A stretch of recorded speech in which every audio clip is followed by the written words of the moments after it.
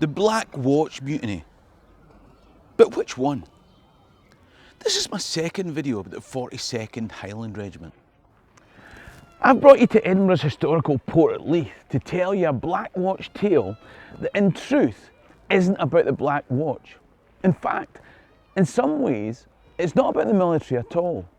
If you're interested in the people, places and events in Scottish history, then click the subscribe button at the bottom right of the screen. In the meantime, let me tell you a story. In 1825, Major General David Stewart wrote a book called Highlanders of Scotland with details of the military service of Highland regiments. A catchy title. The bestseller list awaits. Major Stewart wrote his history because lots of the records of the Black Watch, the 42nd Highland Regiment, had been lost in two naval disasters, and he was trying to pull together records for posterity. It's April 1779. Highland dress is still prescribed in post-Culloden Scotland. A great swathe of this nation's banned from wearing their normal clothes, unless they join the British Army. Now, some people get round the problem by wearing a kilt in plain colours rather than tartan. Others join the military. Now, I'm not saying that it was their only motivation for joining. I'm just giving you some context to a time where you needed permission to be a Highlander. And it was granted in the context of you serving the British state. A large detachment of new recruits from the 42nd Highland Regiment, the Black Watch, and the 71st Frasers were to be sent from Stirling Castle here to Leith with the ultimate destination in North America. Now, I don't know if you know this, but at the time, our cousins were in a bit of a rebellious state. And don't worry, I'm sure nothing will come of it, but nevertheless, we need to be on our guard. Anyway, these new recruits expected to be sent to North America to join their regiments. But on departure for Leith, they were told that in fact, they'd be diverted into the 80th and the 82nd Lowland Regiments.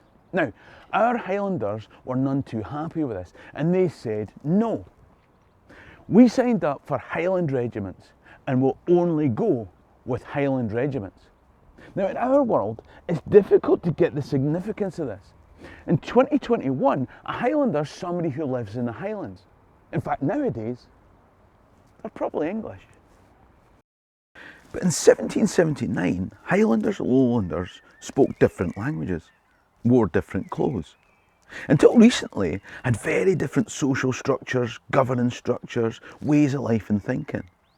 They didn't trust each other. They didn't understand each other's worlds. What Highlanders did know is that their world was being taken over, and the only way that they could retain some of the remnants of their world was to join a Highland regiment. Imagine doing that, only to be told, no, you will be assimilated completely. You'd be pissed off. Anyway, after a bit of negotiation, they left. Now, I don't know the basis of the negotiation. I don't know what they were promised. But when they arrived here in Leith, the Highlanders were still of the opinion that they were joining Highland regiments, and they were determined to do so. Apparently, orders had been given that the men who insisted in being Highlanders were to be imprisoned in Edinburgh Castle. But their Gaelic translator told them that they were to board the ship with the Lowlanders. Stewart's book says, the soldiers, having refused to comply, an attempt was made to enforce the orders. The Highlanders flew to arms and a desperate affray ensued.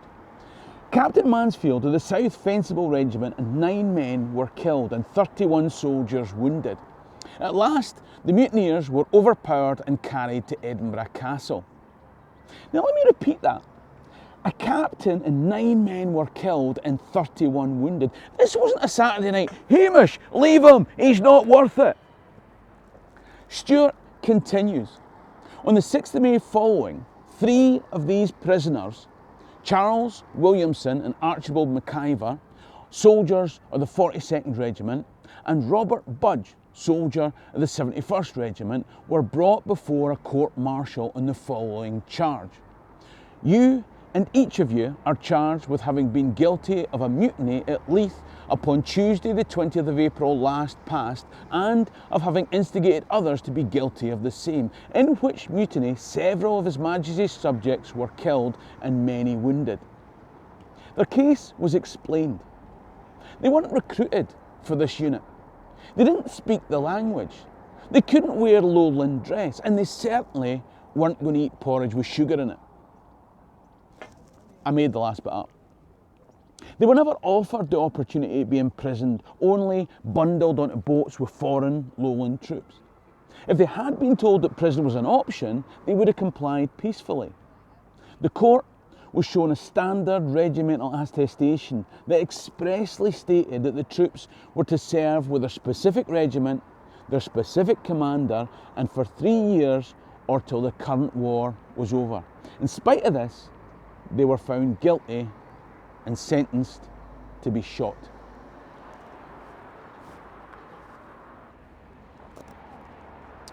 The colonists were fighting against tyrannical King George, and it was he who gave the men a pardon. They and the rest of the men joined the 42nd and went to fight the rebellious colonists, as they'd enlisted to do, and where their character was remarked for steadiness and good conduct. As I said, this isn't just about the Black Watch. Aside from the Fraser Highlander mentioned in this story, in Major Stewart's book, he highlights a number of mutinies from Highland regiments. MacDonald Highlanders in 1779, Athol Highlanders in 1783, Seaforth Highlanders in 1778, Breadalbane Fencibles in 1795, Grants in 1795, and the Canadian Fencibles in 1804. There's a common theme to them. Government or officialdom reneged on some promise or commitment, or treated one or some of the men dishonourably, and the rest of the men stood firm. This case was unusual because it had lots of deaths, yet ultimately no punishment. It was often the other way around, with no injury, but men being shot to make an example. In one case, a man of the Breadalbane Fencibles, being marched to Edinburgh for execution, asked on his honour to be excused to go and settle some business in Glasgow, which would shame him to leave unsettled before his death. His trusting, some might say gullible, officer released him to go to Glasgow, and later the soldier by the name of McMartin duly arrived on time at Edinburgh Castle for execution. Come with me. It's coincidental, but maybe appropriate, that today I'm filming in Leith in Edinburgh. You see, these men fought for king and country on the battlefield, but they also risked and gave their lives for citizens to protest at home. They refused to accept what wasn't fair, and some of them lost their lives to do it. Today, it's less risky to protest, at least here in Edinburgh. These people behind me are demonstrating against the current British government's proposed police, crime, sentencing and courts bill in England and Wales. Amongst other things, the bill gives the Home Secretary sweeping, draconian rights to jail, almost at her discretion, people who protest in a manner that at some point in the future she may deem loud or annoying. If you stand on your own in one spot to protest, but you do it too loudly, they can nick you. Oh, and even if you're not aware that you're doing something wrong, if they think that you ought to have known, they can nick you. If that sounds ridiculous, then that's exactly why these folk are protesting. Now, don't get me wrong, there are probably some fannies in that group who protest everything. My porridge is too hot, my porridge is too cold, this bed's too firm, this bed's too soft. And that might sound annoying, but once the bill's passed, if the police think that they're annoying, they could go to jail. If they're seriously annoying, for 10 years. Now, a couple of sentences can't summarise the whole subject, obviously, and there are bits unrelated to peaceful protest that are fine, and people can still protest with the government's permission, so long as they do it when and where they're told, and in a manner that nobody can hear. If there's a wedge that will hold open the door to regressive and repressive despotism of previous centuries, then the Police Crime Sentencing and Courts Bill 2021 is undoubtedly the thin end of it. Almost at the whim of the powerful, people can face long-term incarceration if they decide to protest injustice.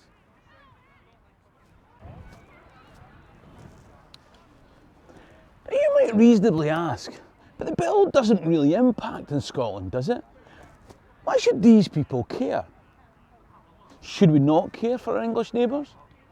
It's not that English are worthless and Scots are worthy, Catholics are godly and Protestants apostate. It's not that white people are bad and black people are good, that Highlanders are decent and Lowlanders not. None of these things are true. But there's a dark part of humanity that, given the right circumstances, will disregard the lives and worth of others.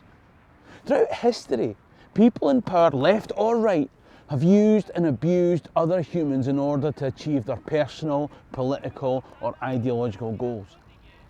It seems to me that avoiding that is the lesson to be learned from history. Look, generally speaking, I try not to get caught up in the current day, unless I'm making some stupid joke, obviously. But democracy and the right to protest is under threat throughout the world. And these rights and privileges were hard won by many people.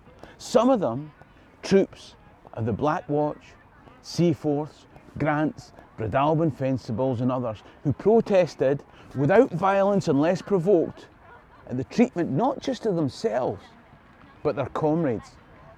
The military are people who happen to be in the military. The dividing lines aren't always clear. So you see, this video isn't just about the Black Watch.